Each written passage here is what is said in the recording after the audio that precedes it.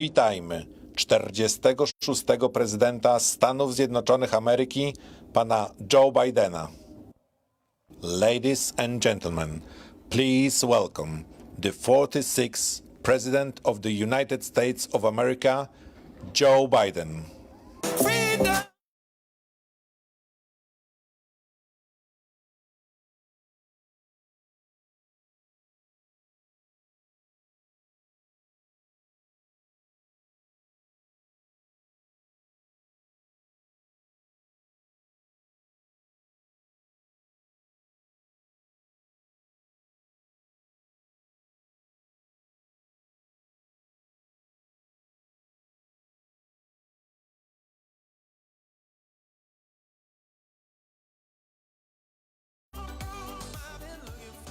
Hello, Poland.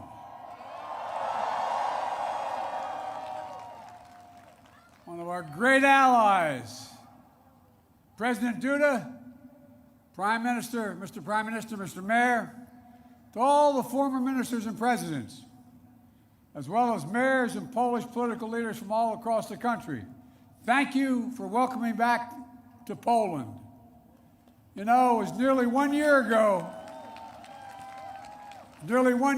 I spoke at the Royal Castle here in Warsaw, just weeks after Vladimir Putin had unleashed his murderous assault on Ukraine, the largest land war in Europe since World War II had begun.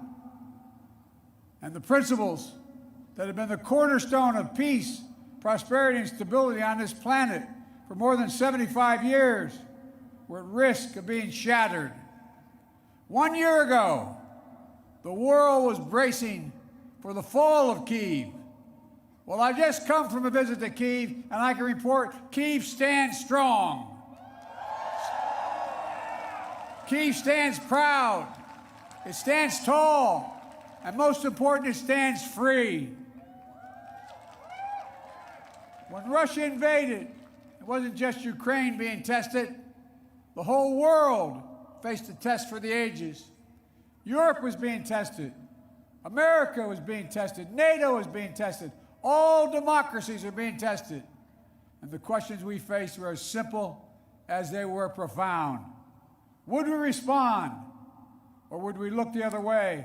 Would we be strong, or would we be weak? All of our allies, would be united or divided? 1 year later, we know the answer. We did respond. We would be strong. We would be united. And the world would not look the other way. We also face fundamental questions about the commitment to the most basic of principles. Would we stand up for the sovereignty of nations? Would we stand up for the right of people to live free from naked aggression? Would we stand up for democracy? 1 year later, we know the answers. Yes, we would stand up for sovereignty, and we did. Yes, we would stand up for the right of people to live free from aggression, and we did. And we would stand up for democracy, and we did. And yesterday, I had the honor to stand with President Zelensky in Kyiv to declare that we will keep standing up for these same things, no matter what.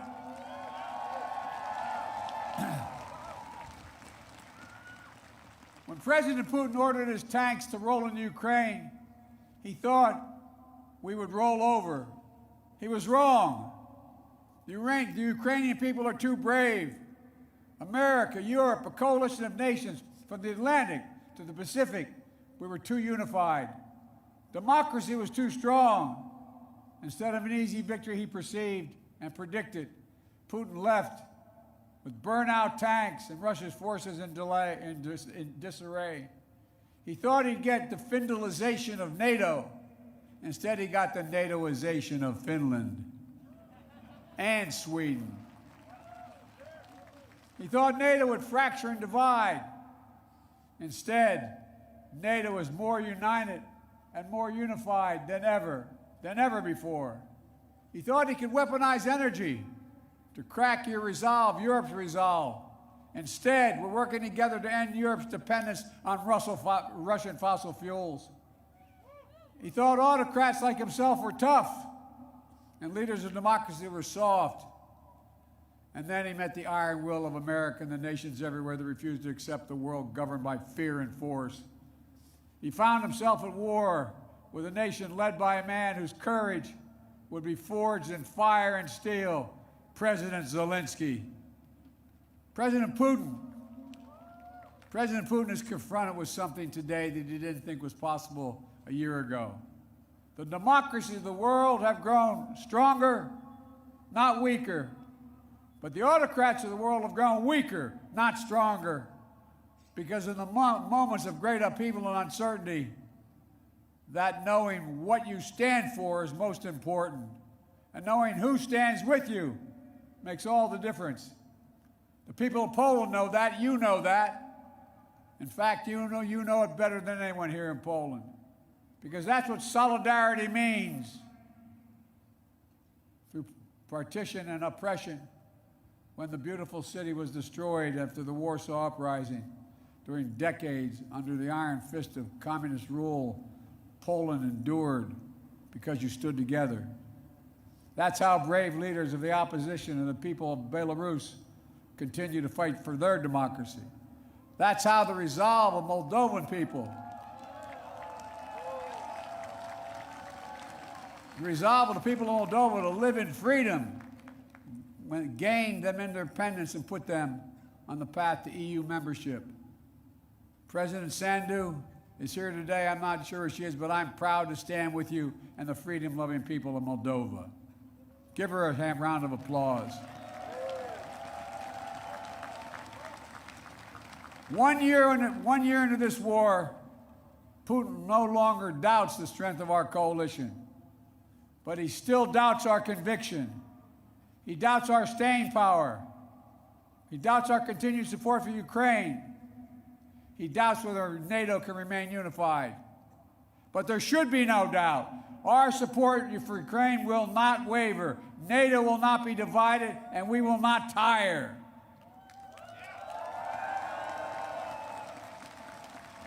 President Putin's craven lust for land and power will fail, and the Ukrainian people's love for their country will prevail. Democracies of the world will stand guard over freedom today, tomorrow, and forever.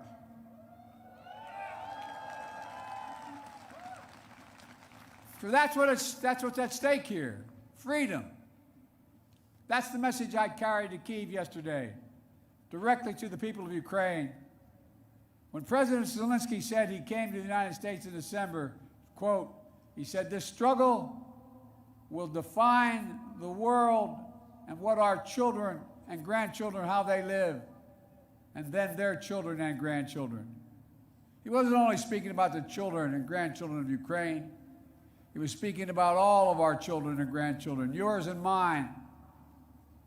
We're seeing again today what the people of Poland and the people across Europe saw for decades.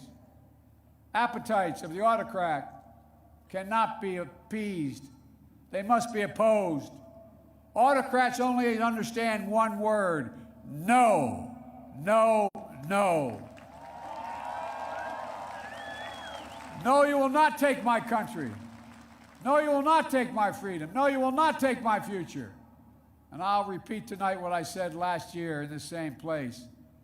A dictator bent on rebuilding an empire will never be able to ease the people's love of liberty.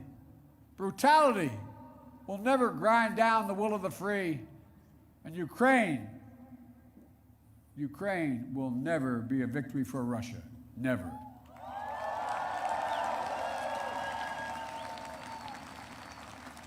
For free people refuse to live in a world of hopelessness and darkness. You know, this has been an extraordinary year in every sense. Extraordinary brutality from Russian forces and mercenaries. They've committed depravities, crimes against humanity, without shame or compunction. They've targeted civilians with death and destruction, used rape as a weapon of war, stolen Ukrainian children in an attempt to steal Ukraine's future, bombed train stations, maternity hospitals, schools, and orphanages. No No one can turn away their eyes from the atrocities Russia is committing against the Ukrainian people. It's abhorrent. It's abhorrent. But extraordinarily, as well, has been the response of the Ukrainian people and the world. 1 year after the bombs began to fall, Russian tanks rolled into Ukraine. Ukraine is still independent and free.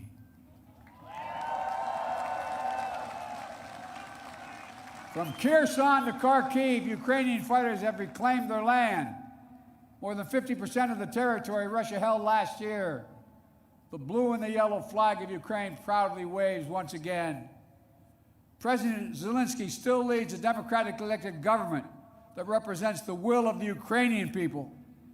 And the world has already voted multiple times, including the United Nations General Assembly, to condemn Russia's aggression and support a just peace.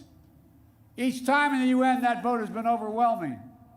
In October, 143 nations of the United Nations condemned Russia's illegal annexation. Only four in the entire UN voted with Russia. 4. So tonight, I speak once more to the people of Russia. The United States and the nations of Europe do not seek to control or destroy Russia.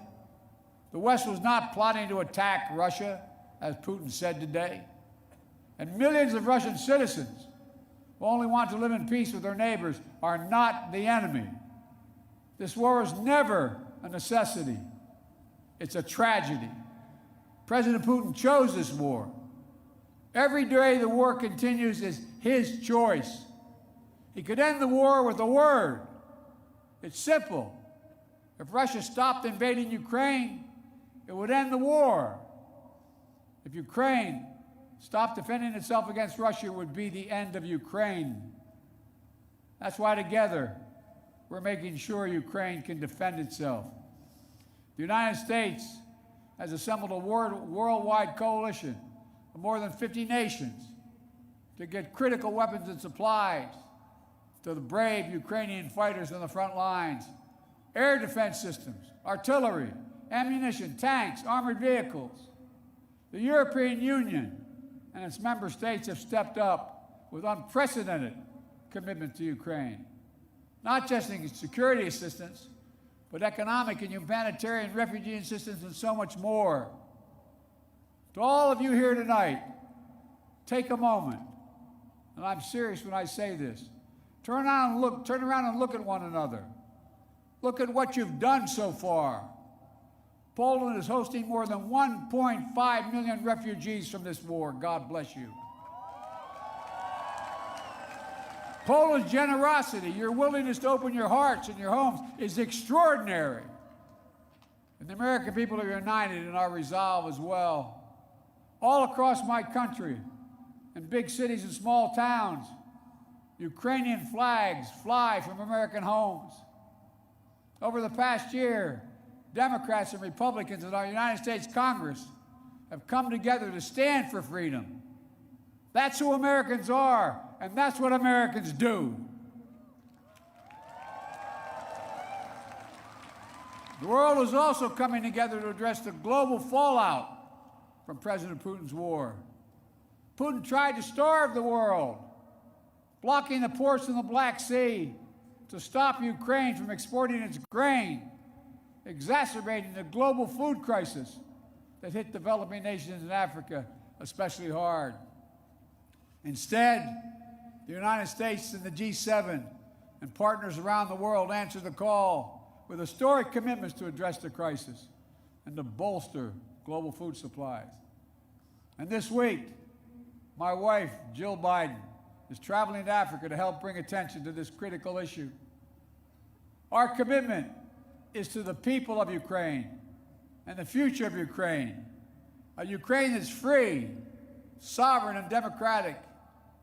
That was the dream of those who declared Ukraine's independence more than 30 years ago, who led the Orange Revolution and the Revolution of Dignity, who braved ice and fire in the Maidan, and the Heavenly 100 who died there, and those who continue still to root out Kremlin's efforts to corrupt, coerce, and control.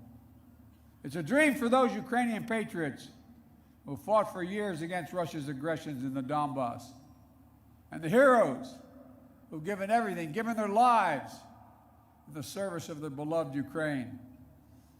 I was honored to visit their memorial in Kyiv yesterday to pay tribute to the sacrifice of those who lost their lives, standing alongside President Zelensky. The United States and our partners stand with Ukraine's teachers, its hospital staff, its emergency responders, the workers in cities across Ukraine who are fighting to keep the power on in the face of Russia's cruel bombardment. We stand with the millions of refugees of this war who found a welcome in Europe and the United States, particularly here in Poland.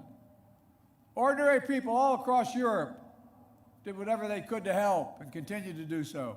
Polish businesses, civil society, cultural leaders, including the First Lady of Poland, who is here tonight, have led with the heart and determination, showcasing all that's good about the human spirit. Madam First Lady, we love you. Thank you all.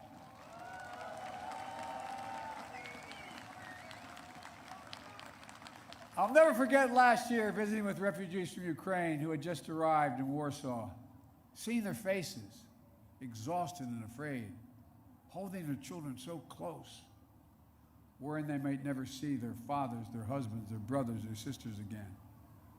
In that darkest moment of their lives, you, the people of Poland, offered them safety and light. You embraced them. You literally embraced them. I watched the looks on their faces. Meanwhile, together we made sure that Russia is paying the price for its abuses. We continue to maintain the largest sanction regime ever imposed in any country in history. And we're going to announce more sanctions this week together with our partners. We'll hold accountable those who are responsible for this war, and we'll seek justice for the war crimes and crimes against humanity continuing to be committed by the Russians. You know, there is much for us to be proud of over all that we have achieved together this past year. But we have to be honest and clear-eyed as we look at the year ahead. The defense of freedom is not the work of a day or of a year. It's always difficult. It's always important. As Ukraine continues to defend itself against the Russian onslaught and launch counteroffensive of its own, there will continue to be hard and very bitter days, victories and tragedies. But Ukraine is steel for the fight ahead. And the United States, together with our allies and partners, are going to continue to have Ukraine's back as it defends itself. Next year, I will host every member of NATO for our 2024 summit in the United States. Together, we'll celebrate the 75th anniversary of the strongest defensive alliance in the history of the world, NATO.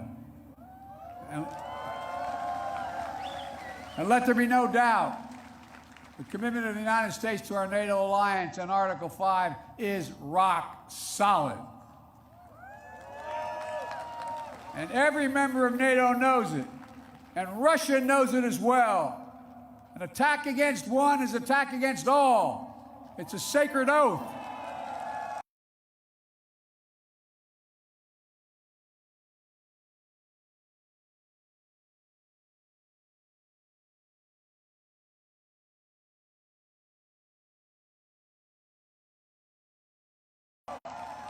Sacred oath to defend every inch of NATO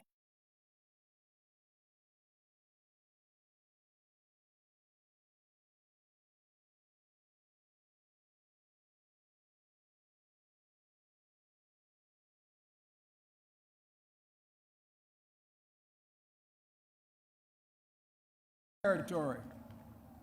Over the past year, the United States in front of us is not just what we're against, it's about what we're, and apply it to